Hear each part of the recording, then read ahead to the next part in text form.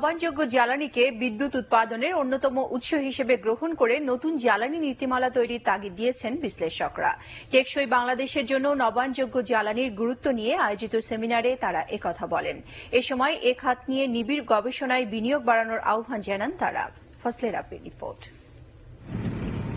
কিছুদিন আগেও 26 বর্গফুট সোলার প্যানেল ব্যবহার করে যে পরিমাণ বিদ্যুৎ পাওয়া যেত, এখন তা সম্ভব 8 বর্গফুট আকারের প্যানেলেই। ব্যাটারির স্থায়িত্বও বেড়েছে কয়েক গুণ। অন্যান্য নতুন প্রযুক্তি পণ্যের মতো সৌর বিদ্যুৎ উৎপাদনের সুযোগও লুফে নিয়েছে বাংলাদেশের মানুষ। সারা দেশে 50 লাখেরও বেশি সোলার সিস্টেম স্থাপন করে বিশ্বে অফ গ্রিড সোলার প্যানেলের রেকর্ড করেছে বাংলাদেশ। সূর্যই আমাদের আদি ছিল, সূর্যই আমাদের অন্ত। অনন্ত শক্তির উৎস হিসেবে সূর্যকে আমরা পাচ্ছি। কিন্তু সৌর বিদ্যুতে আরো অনেক বেশি অর্জনের সম্ভাবনা ছিল বলে মনে করেন বিশেষজ্ঞরা। সরকারি ইউটিলিটি কোম্পানিগুলি নিজেরাই সাপ্লায়ার হয়ে গেছিল এবং ওনারা এদিক ওদিক ভাড়া টাড়া যেটাকে নষ্ট করেছে, কিন্তু এখন পর্যন্ত সেটাকে ঠিক করা হয়নি। প্ল্যানিং এন্ড ম্যানেজমেন্ট এবং মনিটরিংটা যদি ঠিক না থাকে প্রথম থেকেই, তাহলে কোনো জিনিসই সাকসেসফুল হবে না। দুবাই, মেক্সিকো, চিলি, অস্ট্রেলিয়া, এমনকি ভারতও গ্রিড লাইনে সৌর বিদ্যুৎ ব্যবহারে এগিয়ে গেছে বহুদূর। কিন্তু বাংলাদেশ এখনো নানা অজুহাতে সন্তুষ্টি প্রকাশ করছে অফ গ্রিড সোলার স্থাপনেই।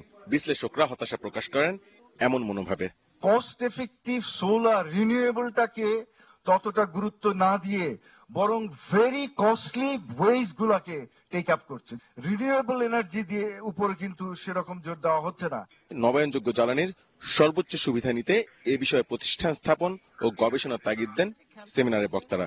এই রিনিউয়েবল এনার্জির জন্য যদি যে টেকনোলজি ডেভেলপ করবে বিশ্বব্যাপী, সেটা গ্রহণ করার ক্ষমতা তো নিজেদের থাকতে হবে এবং নিজেদেরও সেখানে কন্ট্রিবিউট করার ক্ষমতা থাকতে হবে। সেইটার জন্য আমি বিশেষভাবে যেটার উপর জোর দিই সেটা হলো ন্যাশনাল ক্যাপাবিলিটি। নইলে যেটা হবে, এই সূর্যের আলোয় আমাদের এই কোনো বিদেশি কোম্পানির কাছ থেকে বা ব্যবসায়ী কোম্পানির কাছ থেকে কিনতে হবে। তো আমাদের যারা এই রাষ্ট্রের যারা পরিবেশ বিশেষজ্ঞ, জ্বালানি বিশেষজ্ঞ, তাদের পরামর্শ নিয়ে আমরা এমন একটি জ্বালানি নীতি রাষ্ট্র গ্রহণ করুক, সেটা চাই যেটা রাষ্ট্রের জন্য, পরিবেশের জন্য, মানুষের জন্য এবং ভবিষ্যৎ বংশধরদের জন্য যাতে যেটা আমাদের অত্যন্ত সহায়ক হয়।